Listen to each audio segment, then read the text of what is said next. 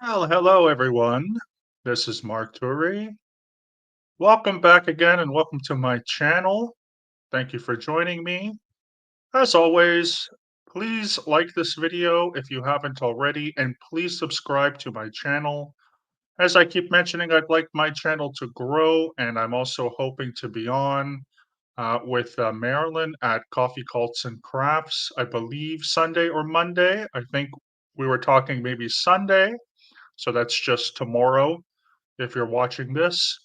And if you're watching this in the future, go over to her channel. I've done two interviews with her already, and the third one will be on, I guess, the 6th of October of this year. So thank you so much again for joining me. I know that we had a bit of a different schedule this week. You only saw me 2 days ago to talk about the differences between science and scientism, which was more of a philosophical conversation discussion where I sort of just shared my ideas on both of those things and both of those topics, how they influence each other. So if you haven't gone to see that, or if you weren't here to see that, please go back and watch that. I also have many other videos on topics that are, could be of interest of you, dealing with philosophy, history, religion, and so forth. A lot of stuff that I enjoy talking about, even science fiction, book recommendations, Scientology, etc. So please feel free to go back, write some comments. Let me know what you think of them. Let me know if there's anything you think I can improve upon them, and so on. I want to first say hello to Irish Mart. It was good seeing you, I guess, a couple hours ago on Maryland's Live. Very nice to see you here.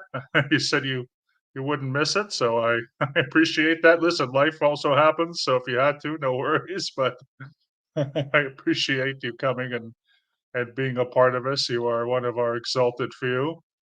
Pete, of course, is exalted here. We have him, Pete Anderson. How are you? I'm doing pretty good. It's getting to a nice autumn weather. So today it was kind of like London weather, as I think of London weather, which it was gray, kind of overcast, cloudy also, depended on the day, I should say, sometimes overcast, but it became cloudy. And then it was a lot of light rain and drizzle, and it was sort of chilly. So it was nice English weather today. And there was a street festival that I went to, and it was really nice. They closed down a few blocks on the street once a year, and what happens is the public transportation corporation here in the city where I live puts different trams and buses, so modern trams and buses, but also trams and buses from the past, where like visitors, normally children, people, whatever, can kind of get into, and there's usually someone on board to tell you about the history of the particular model of the tram or the bus.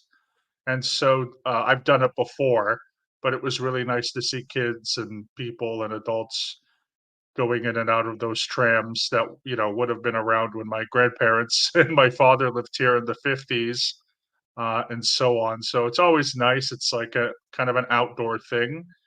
And then there were tons of food trucks, which was great.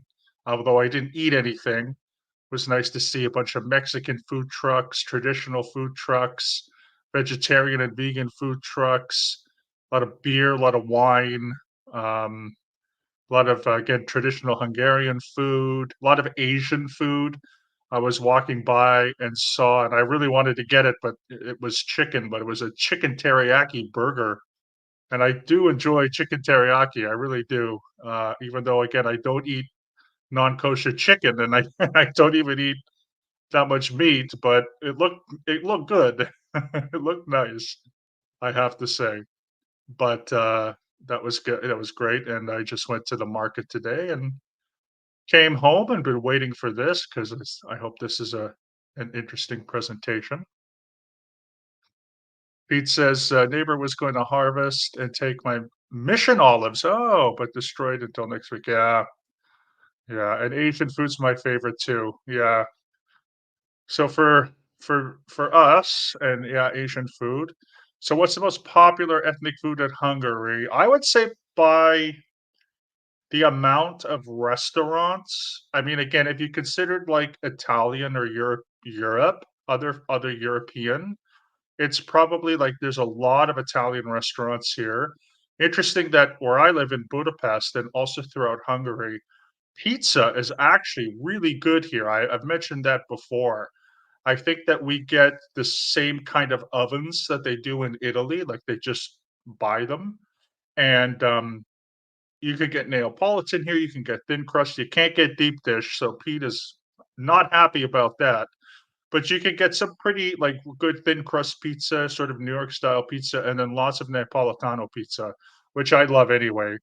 And you know, I think I also might have mentioned this too before. Please let me know if I did. But one popular item, food item, or topping, I should say, to put on pizza in Hungary is corn, which is like what the? So I know people hate pineapple on their pizza, but on my pizza, if I'm gonna make it my own pizza, 3 toppings, I usually do like a small or medium size. Again, this would be if I was in America, my Domino's order, and it would be pineapple, mushrooms, and black olives. Because I think for me, it's like it's sweet, it's salty, and then it's earthy all at the same time. And I don't won't eat the meat or anything. But, yeah, it's just weird, and so Hungarian pizza has corn on it for whatever frickin' reason. Um, yeah, I love authentic Italian pizza. So last summer, I went to, Ravenna and Trieste in Venice, and the pizza there was so good, and I've been to New York City, I've been to Chicago, and I've had Detroit style in Detroit, I've had the Buffalo style in Buffalo, like, I love pizza. Even in Toronto, we have some pretty good, like, food chains. In fact, my father was friends with a gentleman who they were coworkers in a car dealership, and then this other gentleman who was of Italian background opened his own strictly Italian, authentic Italian pizza place and imported those ovens, those I guess they're metal ovens or they're firewood ovens, like very special ovens from Naples. And that the unfortunately my dad's friend he passed away, but I remember for like I guess close to a decade when I was in my teenage years to maybe my early 20s, we'd go every maybe once or twice a year to this guy's name is Romanelli, and we go to his pizza place, and that was like the best pizza in the city of Toronto. But Los Angeles, Mark Headley turned me on to this. When I lived in LA many years ago, Mark Headley invested in a pizza chain called NYNC Pizza, which was in Santa Monica on Wilshire Boulevard.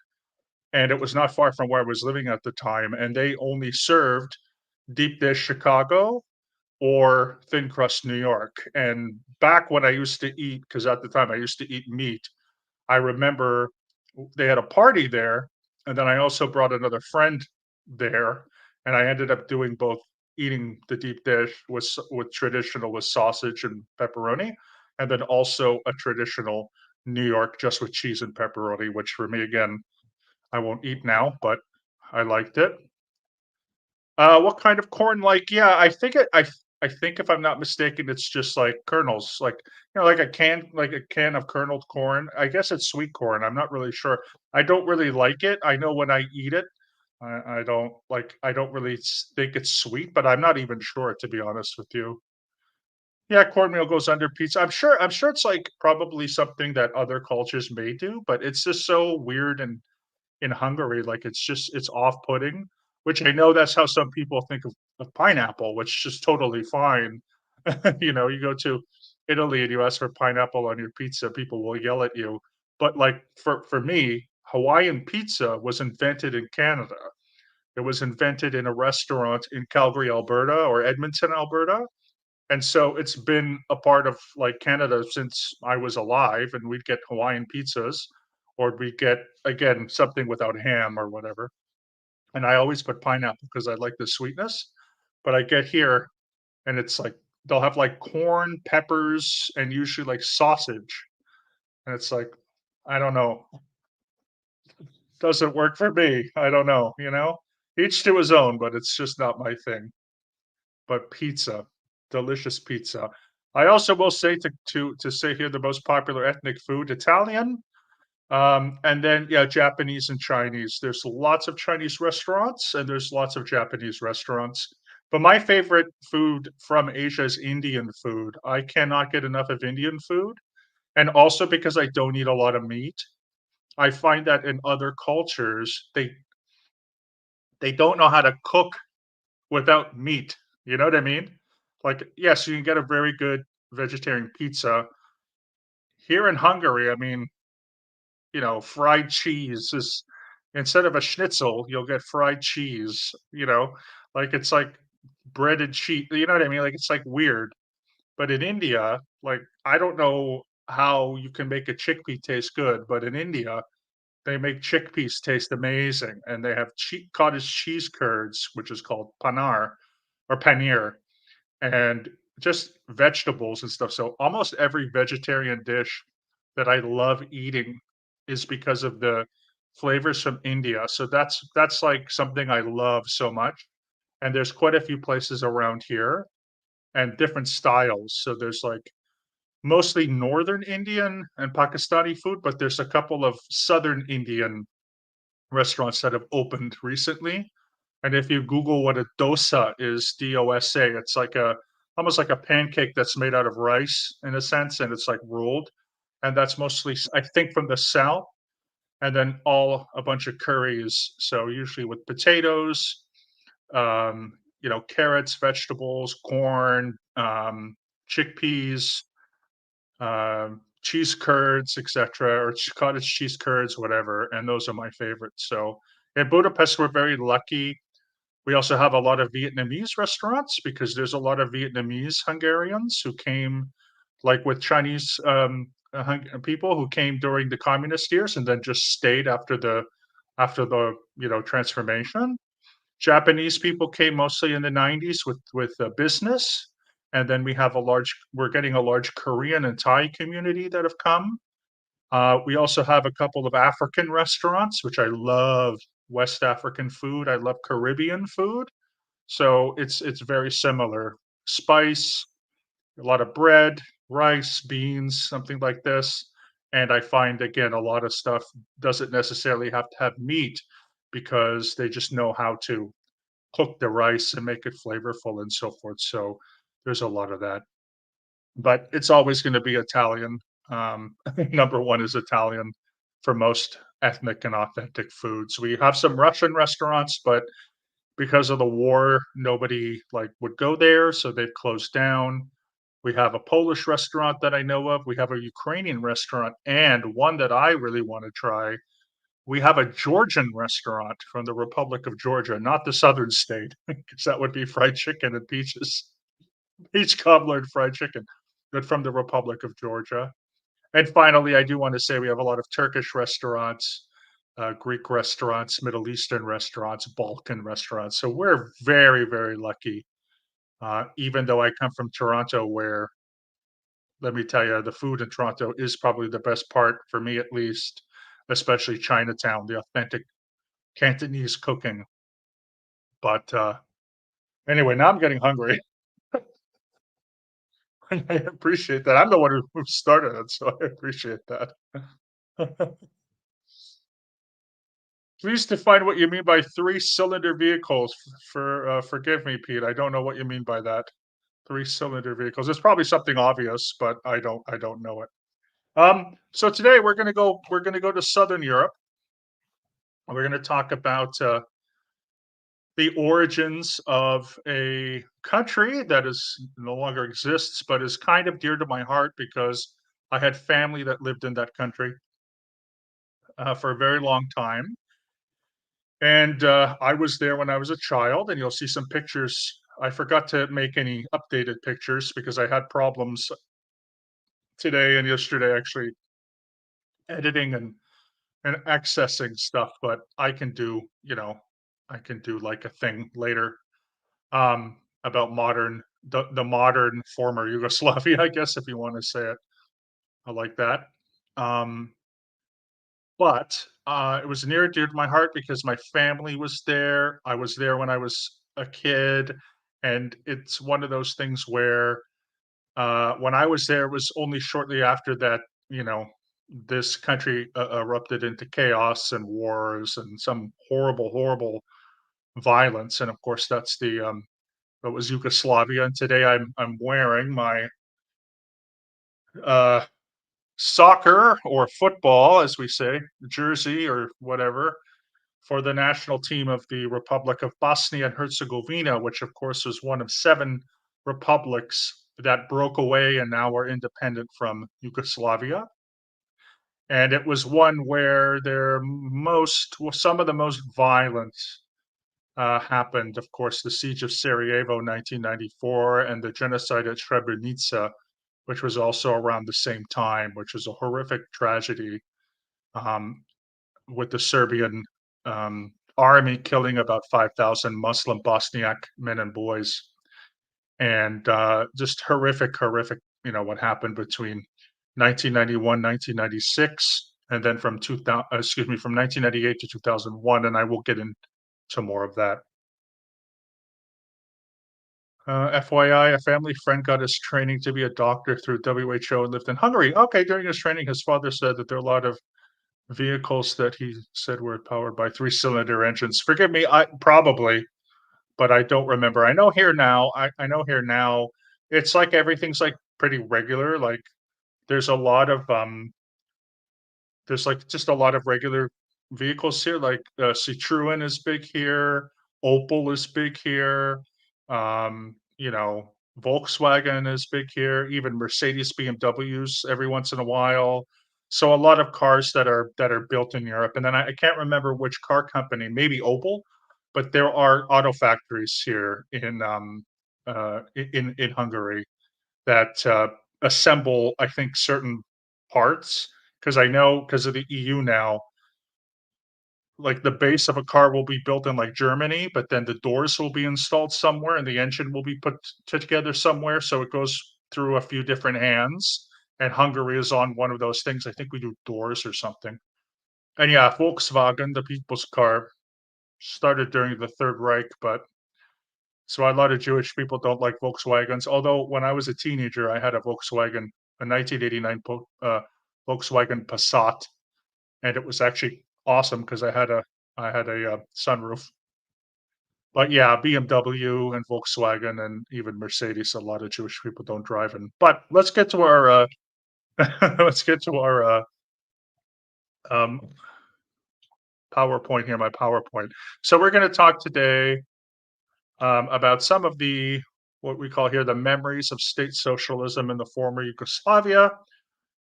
I want to make note that this is also a presentation I did for a course at least a year ago, if not a little bit more. I can't honestly can't remember. I've had so many classes and courses and lectures, but I did do this on like the final week of a particular course where we looked at state socialism and different sort of economies and socialism and things like this, some of which will be repeat from certain things that I talked about.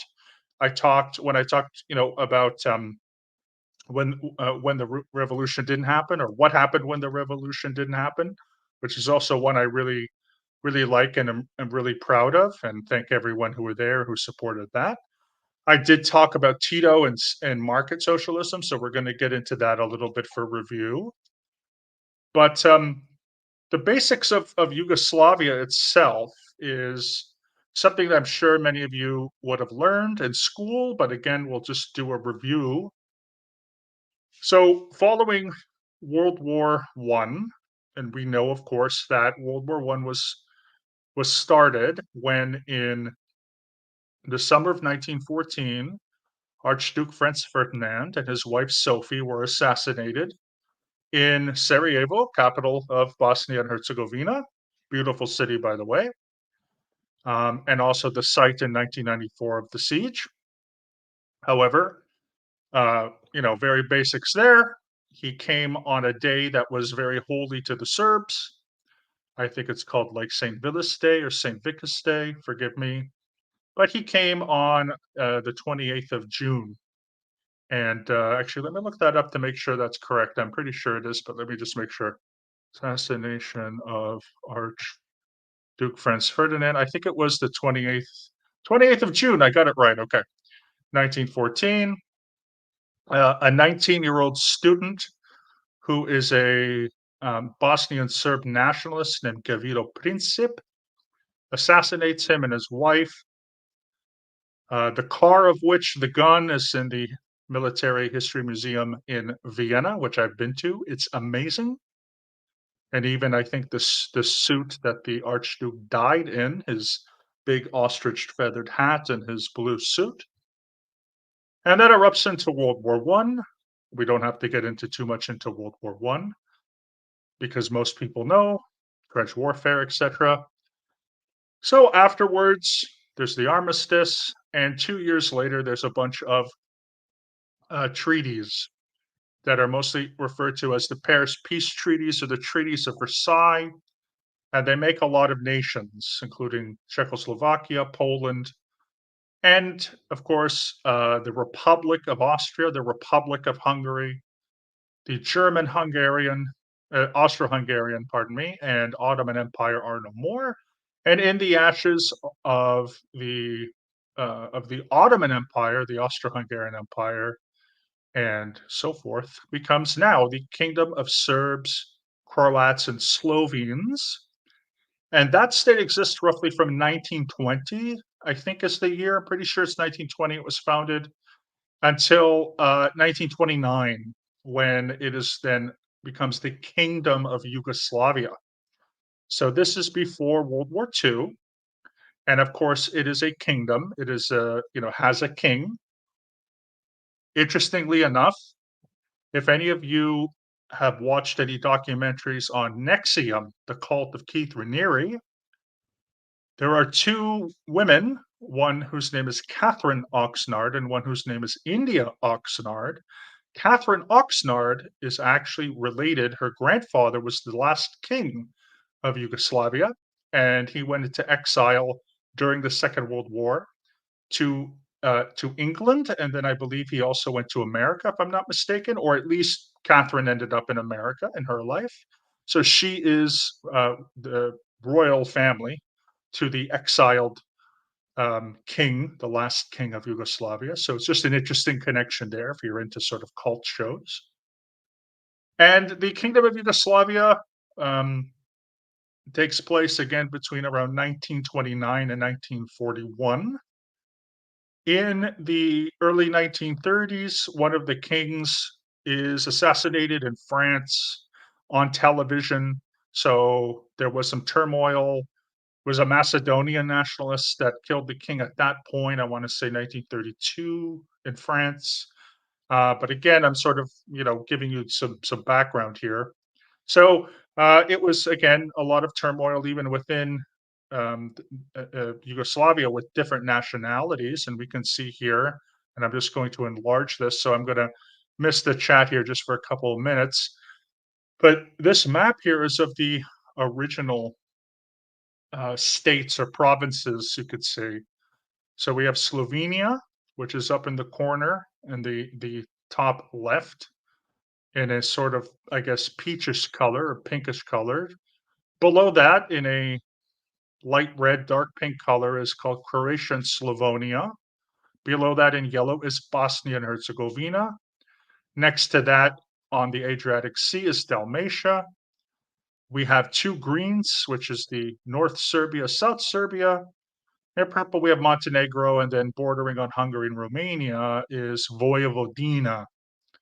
And already here we have a number of different ethnicities, including Slovenes, Croats, Bosniaks, Montenegrins, North Macedonians, Serbs, Hungarians, and a minority of Romanis, okay, Czechs and Slovaks, Romanians, Turks, Albanians, and a lot more.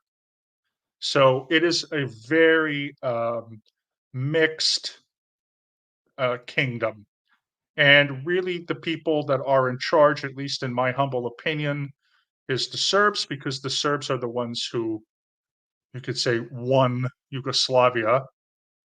um, and were on the side of the victors when World War One ended, because of course, after the assassination of Franz Duke Ferdinand, about a month later, Austria-Hungary, which was the big dominant force in Central Europe, invaded Serbia in order to take revenge on, the assassination of their heir.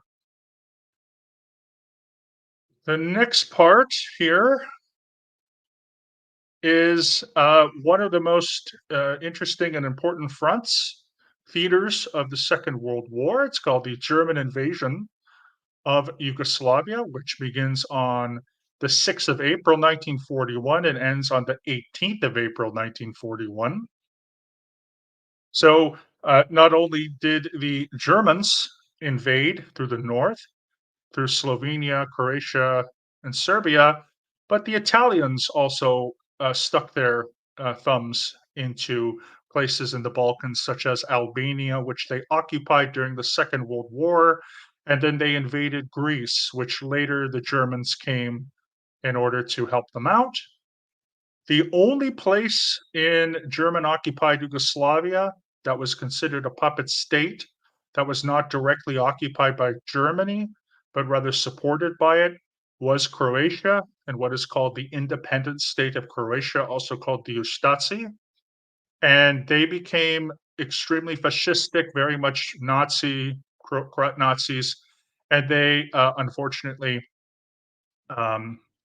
committed atrocities against the Jewish community. And I will say the Jewish community throughout the Balkans during this time in Bulgaria, in Albania, in Greece, Montenegro, North Macedonia, Romania, Hungary, Slovenia, Croatia, and Bosnia, places like Ljubljana, Zagreb, Split, Dubrovnik, Tirana, Thessaloniki, Sofia, Skopje, Bitola, Sarajevo, especially, Belgrade, especially, Vojvodina, and so on, had very substantial Jewish communities, most of which were decimated. The communities that did end up having protection was those in Bulgaria and those in Albania. However, most of the community was sent to places like Auschwitz and other death camps, unfortunately.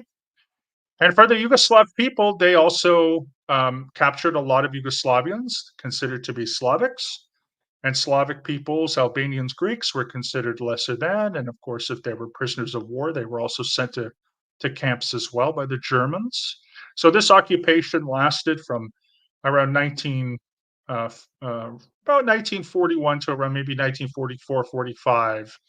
And it was a really bad, really, awful occupation of the entire sort of, Balkan Peninsula, Southern Europe. In the wake of that, however, there was resistance. Of course, there was also a Norwegian resistance, Danish resistance, German resistance, French, Dutch, Hungarian, which my grandfather took part in, Czech, almost everywhere there was a Nazi occupation, there, was a resistance movement. And those resistance movements specifically targeted military and military, industrial tanks, troops, supply routes rather than civilians. That's sort of the difference between a resistance movement and a terrorist organization. Resistance movement and terrorist organizations are non-state actors, but one mainly focuses on a military war machine and disrupting those military, like supply routes and so forth. So bombing train tracks to making sure that food and supplies don't reach their target in order to resupply and the enemy, the occupiers, whereas a terrorist organization usually goes after civilians. So in this case, the Yugoslav partisan movement was pretty grassroots from 41 until 45. And most of the partisans probably, had multiple different political affiliations, but they really became communists. I mean, probably for the most part they were. Whether they were or not, again, probably was up to each individual. But you can sort of see how the enemy of my enemy, the enemy of my enemy is not my friend here. So they were friends with the allies, or the enemy of my enemy is my friend. I'm sorry. So of course The Nazis, of course, were the occupiers, and so many of the partisans sided with the Soviet Union, and they were in fact supplied with arms, with ammo, with all kinds of stuff, with food by the Allied forces. So in this, specifically Great Britain and the United States, which I'll get into in a moment. But we can see here that the partisan movement was very equal as far as gender. There were a lot of young women who took up the call to become partisans, which of course we see in the picture on the left, and a lot of young people as well. In fact, this is a famous photo of I want to say he was Serbian or Croatian, this young gentleman who is literally about to be hung and yells something like "Death to Fascism" just before he's hung by the Nazis. So it was very popular among women, very popular among young people, but all people got involved. People that were farmers, people that were they lived in the mountains. I mean, it was really a lot of guerrilla warfare. If you think of what went on in Vietnam or the Boer War or even the American Revolutionary War, you can kind of think of the big establishment army, Great Britain, UK, or something. In this case, it was the Germans, whom were just, they may have had the numbers, they may have had the equipment, they may have had the tanks, they may have had the years of experience fighting, but these kind of guerrilla fighters, these resistance fighters on the ground, who would, take a couple shots and run away, and you know what I mean, and blow things up, and it was just very difficult for the Germans, and they really gave them hell in the Balkans for these 4 years. So by 1944 and 45, the Russian army is moving through. The Soviet Red Army does get into, Poland and the Baltic states, as well as like Belarus, Ukraine, Moldova, Romania, Hungary, and also parts of Yugoslavia.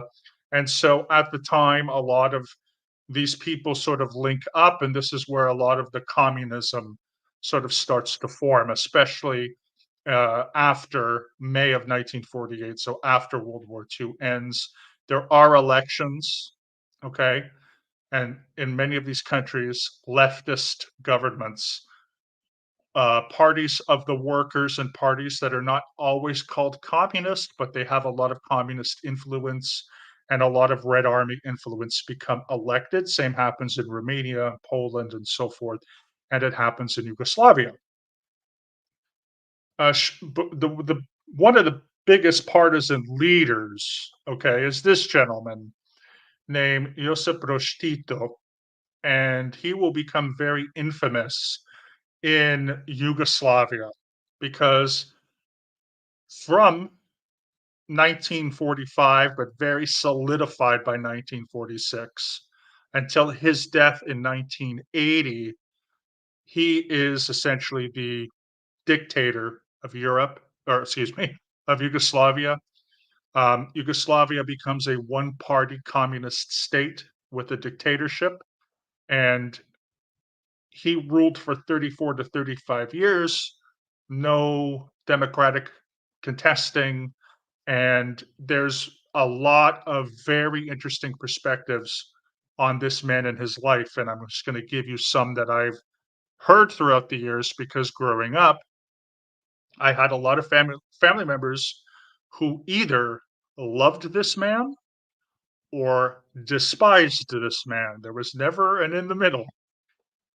The people who loved Tito, who were very much Titoists, were the members of my family that were very left wing, who believed that Tito was the glue that held all of these South Slavic peoples in Yugoslavia together through unity and brotherhood.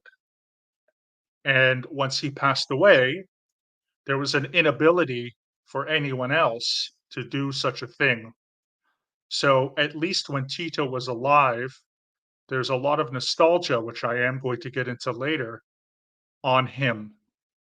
My family members that despised him for a number of reasons, but mostly because he was a communist and because he did some things that were very sketchy. There's a book called Death by Government that came out in 1994, and it's an attempt. I believe that the writer's name is R.J. Rummel. It's an attempt to try to ascertain how many people were murdered by their own government, which the book coins the term democide, D-E-M-I side, so killed by your own government. During this time, and he tried to ascertain a number. His number was 269 million, and he says over a million, between 1 million and 1.5 million people were killed specifically under Tito's regime. It's been a long time since I've read the book. It's 30 years old. It's been contested, but whether we say that's true or not, it doesn't matter. The family members that didn't like Tito would say, well, he still was a dictator. He still suppressed, free speech. He still jailed his enemies, and they would point to numbers like a million people, gone in a 35-year period. So, a little bit about Josip Broz Tito that I personally find fascinating because, again, my whole life I've heard the name Tito, Marshal Tito. Some people call him Uncle Tito, which in the Macedonian language we call him Tetko Tito or Vojko Tito, which are two different types of ways we can say uncle. And he was born, as you see here, in 1892. He was born in a village that today is in Croatia in the north, and which is very close to the border of Slovenia. So I think it's only 3 kilometers away, so just a few miles. Tito's father was a Croat and his mother was Slovenian. During the Second World War in 1914, Tito was in the Austro-Hungarian army, and he became the youngest person to obtain the rank of sergeant major. So, for those who know your military rankings, sergeant major is the highest rank of an enlisted person. So, in the US Army and most armies like the UK, you've got your private ranks, your corporal ranks, lance corporal, corporal. You go through your sergeant ranks. You usually have a sergeant, a staff sergeant, or platoon sergeant, technical sergeant, sergeant first class. You get a sergeant, master sergeant. You get a first sergeant, and then you go all the way up to like sergeant major.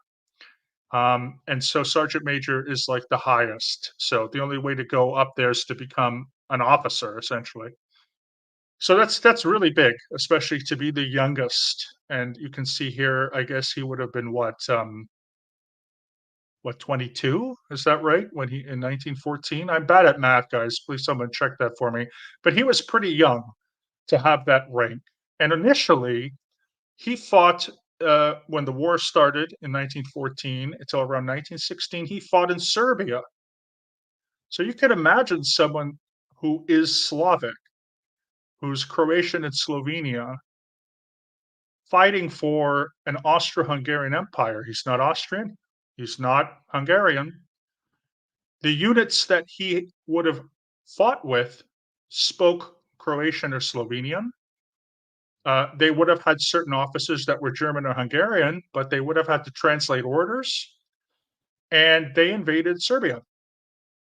And a lot of these ethnically Slavic soldiers in the Austro-Hungarian army, whether they were Czechs, Slovaks, Ukrainian, Ruthenians, Poles, Slovenes, Croats, Bosniaks, or Serbs, because there were Serbs in Bosnia, became kind of disillusioned that they were invading their own people, their own South Slavic people.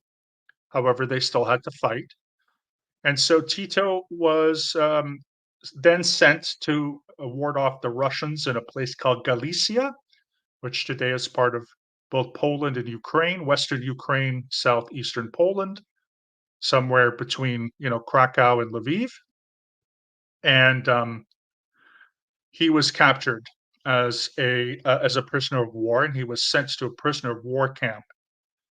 A year later, in 1917, in October, of course, there's the revolution, and this is where he became a communist because he was in a camp when the Russian Revolution was happening. It was liberated by the Red Army, or at least the Bolsheviks, his camp, and he was set free, and he went back to Yugoslavia as a communist and became very popular through the ranks of the Communist Party during the Kingdom of Yugoslavia, and then rose through the ranks to become the Marshal, which is another term that people use to describe him.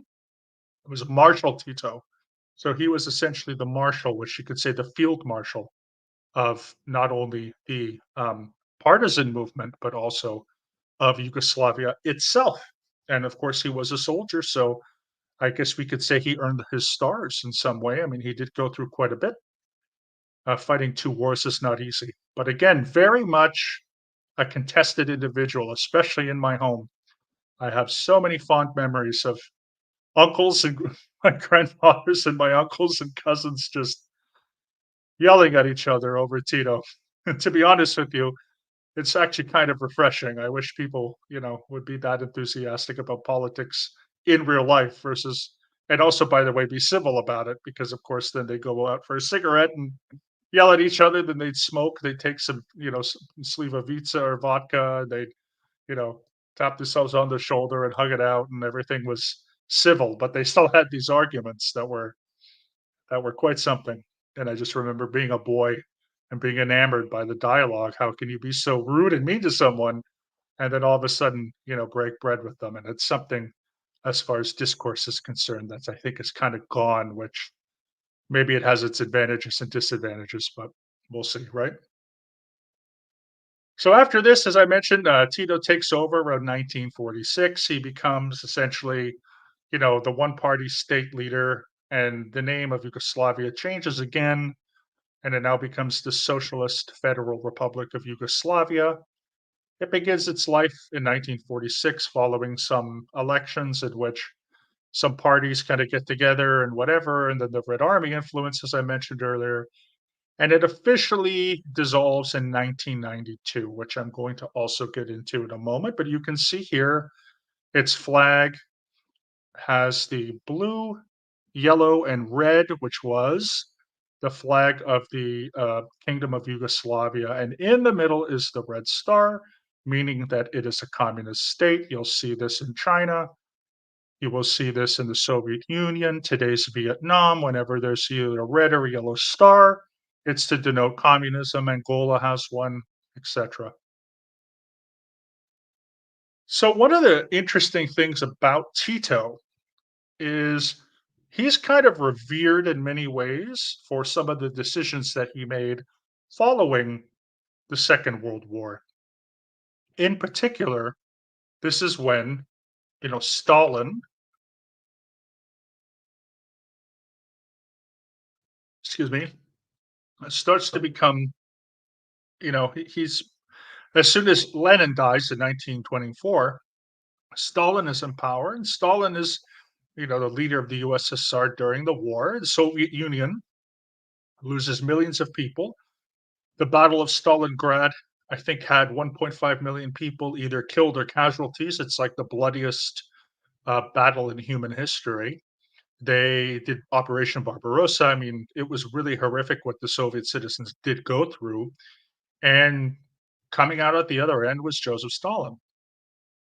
So Joseph Stalin, however, and his Red Army invade, as we know, through what we would call Eastern and Central Europe, with the hopes, of course, the Allies thinking that, oh, he'll just stop when he gets to Berlin, and then some of these places like Poland and so forth will just become, democratic, or they'll hold their own elections. And of course, Stalin says, "Niet," and he and the Red Army stay in there, and East Germany, Poland, Czechoslovakia, Romania, Yugoslavia, Albania, Bulgaria become under the sphere of Soviet influence. But in 1948, there is a split between Tito and Stalin. And this is one of the things that I have to at least admire Tito about. It comes, I guess, a bit of a surprise to Stalin. I did write an essay about this, so I did get into some of the nitty gritties because there are still transcripts and letters and a lot of firsthand accounts and primary sources as well as secondary sources. But following World War II, and I just mentioned the name of this city before, there was a city called Trieste, which I've mentioned before on our lives. It's a very, very beautiful city that I was in just for a day, but a very beautiful day last summer, just a couple months ago. And Trieste is a port city, and Tito wanted this port city for to be part of Yugoslavia. So when I talked about Romance speakers, in Romance speaking minorities in the Austro-Hungarian Empire, which you can watch that. I mentioned Trieste, and this was part of the split. Now there were many other things, but Stalin essentially took Trieste and almost guaranteed it for the Italians because he wanted to support the Italian Communist Party rather than giving it to Yugoslavia, which Tito had been guaranteed. But Tito also had this port of Rijeka or Fiume, which is also in Croatia. So there was some bad blood that happened. And by 1948, we have what's called the Tito and Stalin split. In 1955, the Warsaw Pact officially forms, and Yugoslavia is not a part of it. It becomes part of another group that is founded in the early 1960s called the Non Aligned Movement. And many groups that did not want to be part of either NATO or the Warsaw Pact would join the Non Aligned Movement, which they, of course, call NOM. Okay, no, or NAM, excuse me, they call it the NAM, the Non Aligned Movement. You can see here that in the early 60s, Albania and its dictator, which is a whole other story, Enver Hoxha, also separates from Stalin. And what I do want to say here is that Yugoslavia and Albania become sharp contrasts. Yugoslavia is more open economically. Yugoslavs were also allowed to travel and often worked. In fact, one of my family members, when we visited in the 80s, had gone to Germany and had fell in love with I think with a German woman and had opened a business. So at least Yugoslavs had a passport; they could leave. If you know anything about the history of Albania, from the end of the war until 1985 when Enver Hoxha died, and then officially by the early 90s when Albania transitioned from communism to democracy, the Albanians were not allowed to leave. The borders were heavily armed. If you crossed into certain borders, you know, you were probably killed and so on. So it was not exactly a good thing um, to do. Yeah, so they were very isolationist. In the end, again, I've been through this a little bit of time, but I wanted to go through sort of what was the difference between sort of the state socialism of the USSR versus the market socialism of Tito, and I just wanted to put this together, very, very, very briefly here because I did mention it quite in detail in our "What Happened When the Revolution Didn't Happen" video, which again, please, I really love that video. So if you can go on there and watch it again, leave some comments, that would be great. But on the left here, we have ownership. We have the squares, this sort of quadrant. We have ownership form and allocation method. Then we have public and private, planning and market. So when we have both public and planning, it's called socialist planning economy. When we have public and market, we have market socialism. When we have private and planning, we have command capitalism, and we have private and market, we have market capitalism. But I wanted to read to you just a little bit here on the section on the right, which is Titoism as a variety of market socialism. This is from Gagnon VP Jr., summer 1991, Yugoslavia Prospects for Stability in Foreign Affairs magazine. Unfortunately, it wasn't stable after, you know, writing this, but the two quotes are um, that market socialism, which is actually the definition, then it gets to the quote, but market socialism is a type of economic system involving the public, cooperative, or social ownership of the means of production in the framework of a market economy, or one that contains a mix of worker owned, nationalized, and privately owned enterprises. And the quote from Gagnon says, quote, and a number of market socialist elements have existed in various economies. The economy of the former Socialist Federal Republic of Yugoslavia, is widely considered to have been a form of market-based socialism based on socially owned cooperatives, worker self-management, and market allocation of capital. If you want a bit more information, we can get into that. But how I define, as an example of market socialism, is if we think of companies and corporations which today in our world supply goods and services, they are mostly privately owned. They're either owned by individuals or a group of individuals. Corporation will have a board and may have shareholders and so forth, but they're mainly private. That's the foundation, at least, of capitalism. Although, of course, there is still regulations and so forth. It's not a perfect definition, but that's the basics. In a market socialist economy, all of the providers of goods and services would be owned by the workers. And so you would have these cooperatives. The workers own the cooperatives. They wouldn't pay rent because the government would own the land. The government would be responsible for providing them with the goods and services. And so it can seem a little bit utopian. However, all of those cooperatives are in a competitive market. So whereas the ownership of those co-ops are publicly owned and worker owned, they may, for example, share salaries and share working hours and so forth. They may have a leader who allocates things, but in the end, as the chart says, they are publicly owned in a competitive market. And that's pretty much what happened after like the 1960s and 70s in the Soviet Union with glasnost, goulash communism here in Hungary, and throughout Tito's regime. It was called market socialism. After this, the economic breakdown of Yugoslavia was hit with hyperinflation. I believe, if I'm not mistaken, this is a 500 trillion um, Yugoslav dinar note, and that led to bread lines. So, for those who remember learning about the Deutschmark in the 1920s, when one day the price of milk would go up, and of course, unfortunately, there's a lot of inflation going on now because of COVID. You probably know a lot of products are a lot more expensive than they used to be. Thankfully, it's stable, even though it's still inflation. It's very stable inflation, but this is what happens when you get hyperinflation is the government will print these notes of like, 500 billion of something.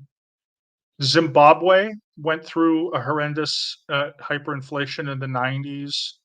Yugoslavia, and then also in Hungary after the Second World War, we had a currency called the Fene and the Deutschmark. Those are so Zimbabwe, Yugoslavia, um, Germany, and Hungary at certain points are the top four of the worst, most horrendous forms of hyperinflation, where every day inflation was hundreds and hundreds of percentage points.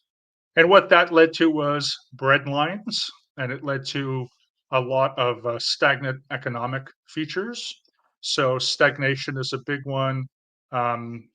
Really bad on supply and demand. You can't get things to people, and eventually the government has to take over the cooperatives and make storehouses.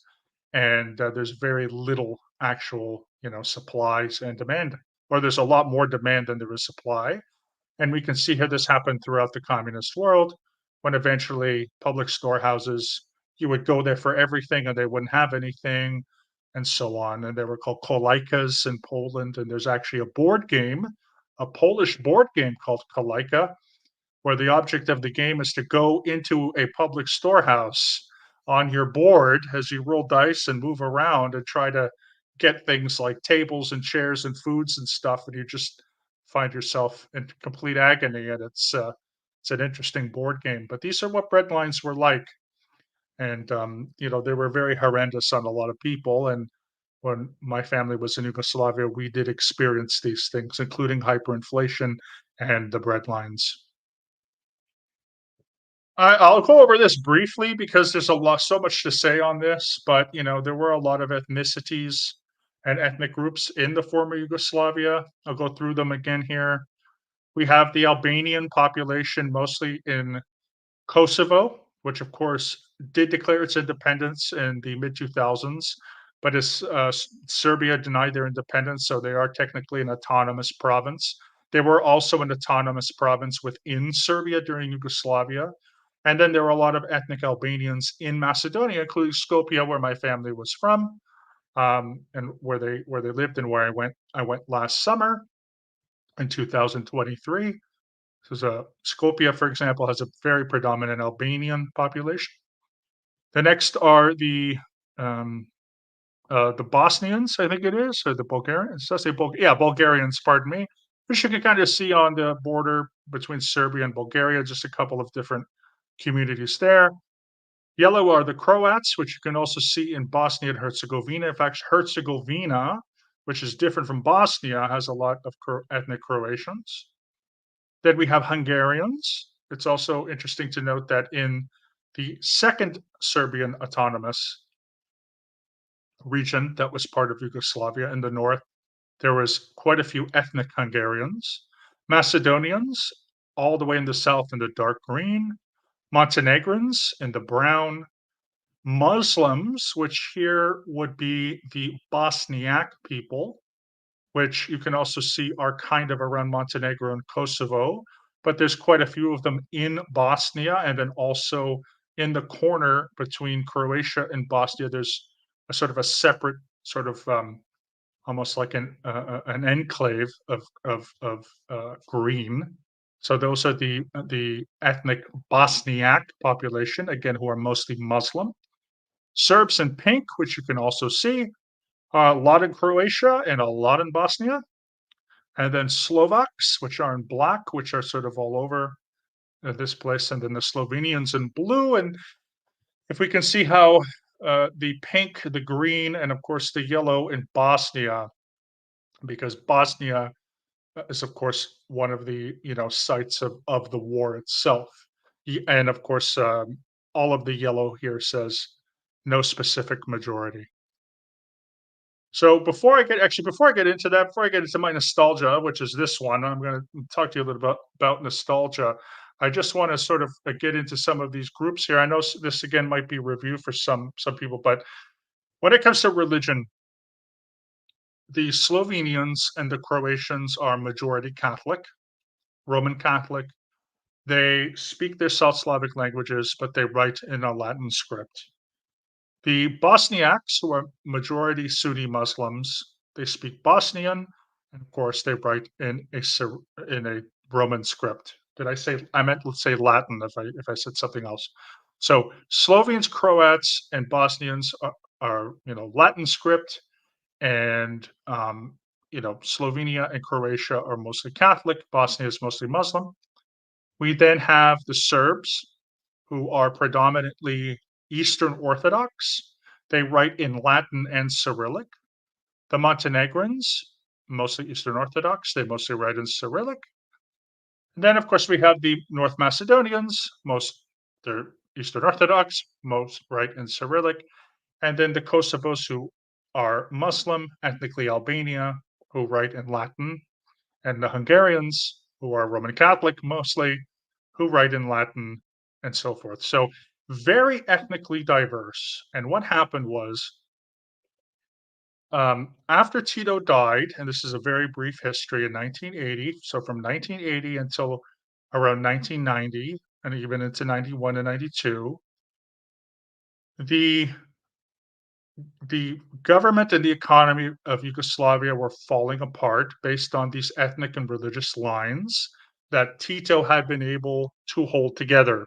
As I mentioned before, he was the glue that hold these people together. Some say out of fear, some say out of brotherhood. And that again is where my family and some of our uncles and cousins and my grandfather would disagree. But those are some contentious, debatable perspectives. In the 70s, Yugoslavia was one of the founders of the International Monetary Fund, which gave loans with interest to countries in order to help them privatize their economy in one sense, and also to keep them away from the Soviet sphere. Yugoslavia is one of the founders, even though they're also one of the founders of the non-aligned movement, and they took a lot of money. They started taking a lot of money from the US following the war, tens of millions, and they ended up taking tens of millions more from the international community, and the country couldn't pay it off. So throughout the 80s, this is when we get into hyperinflation, really bad economy, and a lot of output and issues. So in 1991, in the summer, as the country was crumbling, Slovenia declared its independence, and Serbia, or Belgrade, invaded, and there was a war for 7 days.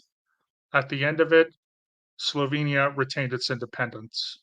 This then prompted Croatia, Bosnia, and Macedonia to also declare their independence the same year, as well as in 1992, because by 1992, what was then called the former Yugoslav Republic of Macedonia, as of 2019 called the Republic of North Macedonia, was not invaded by Serbia. But between 1991 and 1996, this is when we get the horrific violence on the Serbs, the Croats, and the Bosnians, which led to a lot of Croatian army and military going into Serbian villages and creating atrocities, Serbs going to Croats and Bosnians and doing the same. And that led to Srebrenica, which again was a genocide on behalf of the Serbs against Bosnian Muslim men and boys, which about 5,000 were killed. Was I think the genocide, Europe's genocide just after the Holocaust, and this led to the siege of Sarajevo. It was settled in 1996 in Dayton, Ohio, under the Dayton Accords, when Serbia, along with Montenegro, Kosovo, and Vojvodina, would retain and be called would be actually called Yugoslavia until around 2002, when they were called Serbia and Montenegro. In 2006, Montenegro declared its independence. At the same time, so did Kosovo, but again, the Serbs rejected that. But Croatia, after 1996, would become free from the war. But with Bosnia, what happened was today Bosnia is a federation and there are two governments. They have three presidents. The two governments is called the Federation of Bosnia and Herzegovina, which mainly is made up of the Croat and the Bosnian populations. And then there's an autonomous republic called Republika Srpska, which is the Serbian Republic. And they have three presidents in Bosnia. One is a Serb, one is a Croat, one is a Bosnian. So since then, that's been the federalization of that state, where they have the two governments, the three presidents, and so forth. And at least it's been stable since then. Again, from 1998 until 2001, there was the Kosovo War. Kosovo declares its independence. Serbia strikes back. They also strike at the Hungarians in Vojvodina, and that ended up being resolved by 2001, when the leader of the person who was committing ethnic cleansing, Slobodan Milosevic, went into hiding. He then was arrested and he dies of a heart attack at The Hague, awaiting trial. I believe it was in the mid to late 2000s.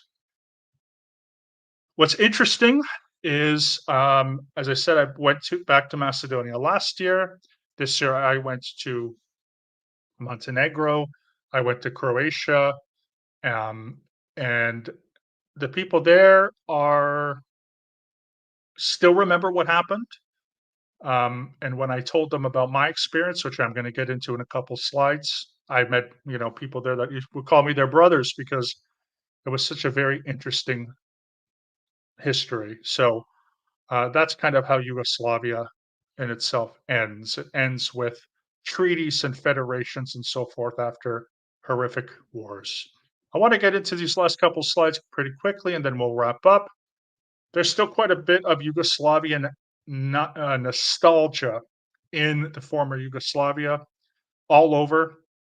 So in the north of Serbia, there is a city, and I'm going to just want to pronounce it correctly because I always pronounce it incorrectly. But I believe it's in Vojvodina. and it is called Subotica. Subotica. Okay, Subotica. And just outside the city, there is a fairground and park called Yugoland or Mini Yugoslavia. And these are two people who work for this. And you can see here their nostalgia. On the left, to be a Yugoslav, it's a beautiful feeling. Yugoslavia was the best country on earth. It was better than today. We lived nice in that country. Why should we forget better country than we live today? And then a younger generation, although these two people have the same last name, don't know if they're related, possibly, says, and what I like most about Yugoslavia is that it was a global phenomenon and it was the representative of the anti fascist fight and the fight against neoliberalism and neocolonialism. Just letting you know that there's still a lot of nostalgia for this country. And in fact, Radio Free Europe, and just before I do that, hello, Shell, don't worry about it. It's all good. You can go back and you can read. We probably only have a few more minutes left, but you can go back and take a listen. You're actually just about to join. I haven't yet showed a picture of myself at 6 years old. So if you've been waiting for that one, it's coming in a few. So this is from Radio Free Europe. This is from 2016, asking for a survey. Recent polling shows that um, in general, they asked people from all the different states, including Kosovo. In general, did the breakup of Yugoslavia benefit or harm the country? Now, look at the numbers here. So, this is a poll, so obviously there is some subjectivity here. But if we look at Serbia, Bosnia, Montenegro, you know, 81% of people in Serbia said it was harmful, 77 in Bosnia, which surprises me. But then again, they have a very large Serbian population.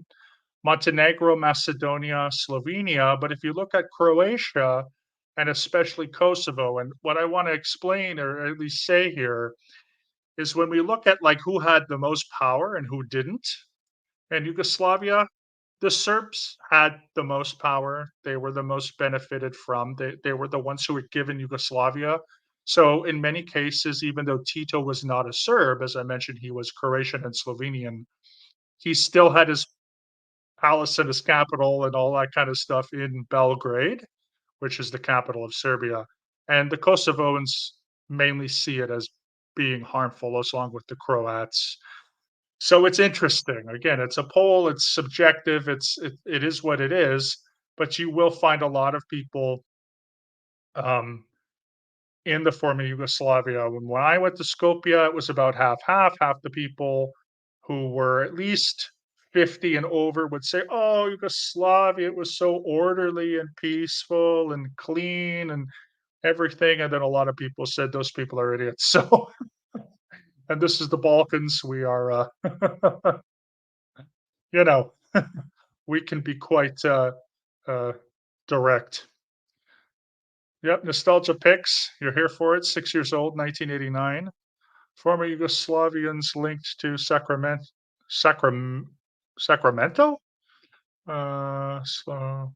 Skokovic. Oh, okay. That's interesting. That's pretty cool. Interesting poll. Yeah, it is it's very diverse. And again, the Albanians, even in Macedonia, I mean, what they went through, man. They most of them in Skopje just stayed in their homes.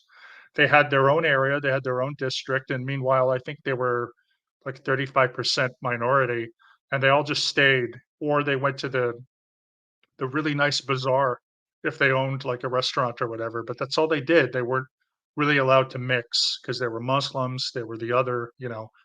So, this doesn't surprise me. The thing that does surprise me is Bosnia being number two. Okay, next one. Last couple slides here. Here's me. If you want to know what I look like, here's my memories of Yugoslavia from 1989. There's little me at 6 years old, although I am pretty tall. I don't know if you guys know how tall I am. I'm an American. I'm about 6 feet 5, 6 feet 5 inches. So that's about 196 centimeters. So even when I was 6, I was pretty big. I was probably the same size as a 10 or 12-year-old. But here I am with my hair, you can see, and eating lamb. There's a story behind that, because of course food was scarce, but if it was from like an animal or something, it was pretty easy to obtain because my family had a farm. So we just slaughtered a lamb and we're able to eat lamb, but if it was milk or something, But this is in the flat of my family, which I visited, the block that we lived in. Sadly, today, the block that my family lived in is really run down, very dirty. It certainly was a lot cleaner then. And so that's where I can see the nostalgia. But on the other hand, it was only Macedonians and it was only white Macedonians.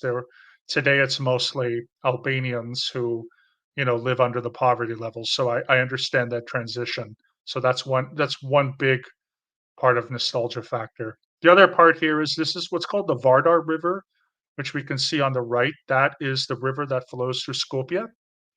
And in the background of the banks of the Vardar River were the communist blocks. So there you go. For those communist blocks, which were built all over the former Eastern Bloc nations. And then this is my last slide. So there's a lake in the southwestern part of what today is called North Macedonia, called Lake Ohrid. The eastern side is part of Albania. The western side is part of Albania. The eastern side is part of Macedonia. So if you see all the way in the background, you'll see that mountain. That's part of Albania. And we were told by people, don't even go into the water because if something happens and your body crosses that invisible line, the Albanians will shoot you. But that's how close we got to Albania. And then, of course, the farm, because when I think of the Balkans, I think of sheep and lamb. And I don't exactly remember if this was like part of my family or not. It may have been because I think my family had some farmland, so it might have been theirs. But you can see they were still shepherds. This man and his daughter, they're shepherding this lamb, and people are still doing that today. But this was 1989, when I was coming from Toronto, which is this big metropolis, cosmopolitan city, and this is Europe, and it was still incredibly rural. So I think that's the last one. Let me get to some of these last things. Yeah, sorry, here we go. Interesting poll. Yeah, diverse split. Yep, mentioning that before, Irish, where I can kind of tell the top and the bottom, but I'm very surprised about how many Bosnians said they like Yugoslavia. That's strange to me. Yes, I'm 6'5". I know it is hard, right? Because I am sitting, but if I ever make a video with some of my friends or some of you guys, we can sit next to me. By the way, I've been on you go to Tori Chrisman's site, probably like 10 years ago. I used to visit Los Angeles quite regularly. So somewhere around 10 years ago, maybe it was 2016 or 2014, I protested with Drew Margolis, who's a good friend of mine, and Tori Christman. So you can see how tall I am from some of those things there. 6'5" is pretty tall. Again, 195, 196 centimeter. It is hard to gauge, absolutely, yeah. And buying clothes sucks. I wish I was shorter. I've seen him in videos standing, though. It's been a while ago, though. I'm still surprised. Really? Was I standing? Me? If you're talking about me, Shell, sorry. I don't know. Um, So to be fair, everyone looks tall next year. 5 feet. Oh my God, really? Oh my gosh, that's about how tall my grandmother was. That's so cool. I'll take a look on Tori's. Yeah, you could just look. So my name back then, and I'll post it in the chat. So I changed my name a few years ago. It was for, not a really secretive reason, but my birth name was Mark Tordai. So Marktordai. Up until 2018, I had that last name. Since 2018, I've been Mark Turi, and it was basically had to do with my Hungarian citizenship. It's a long, stupid, bureaucratic story, but I didn't necessarily want to change my last name because my grandfather changed his name to Tordai after the war and whatever, but he had passed away. I sort of waited until he passed away, and then I changed to Turi, which is still a Hungarian name. It just comes from a different part of Hungary. But if you Google my name, you'll probably find under my old name some other old interviews I did and stuff like this. Some of them were on channels that I don't support anymore, so be a little wary. Because back at a certain time, I used to just go on everybody's channel if they wanted me on. And there were certain groups, political groups, atheist groups, and stuff which I wouldn't support today. But again, whatever. Just take all that with a grain of salt. But if you do go to Tori Magoo 44, at least somewhere around a decade ago, you can see me protesting with Drew Margolis in Los Angeles, which I've done many times before. And also, one of the first videos, I think, if I posted on here or not, is when I was interviewed by Mark Bunker, my very first on camera interview about Scientology when I was 25, almost 26 years old. I was nervous. I had on a little,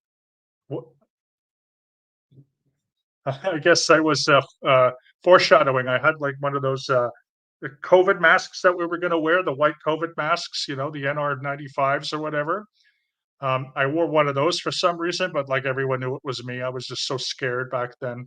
But you can go, and I used to be called Alex M, which is also something because Alexander is my middle name and M is the initial of my first name. So I wasn't hiding from any. So anyway, I just want to thank everyone again, please, for watching this. I saw we had quite a few people on. I hope you enjoyed it. This was something really interesting. At least I hope you got a kick out of seeing me at 6 years old. Here we are again, eating lamb in Yugoslavia. It's a good memory, I got to tell you.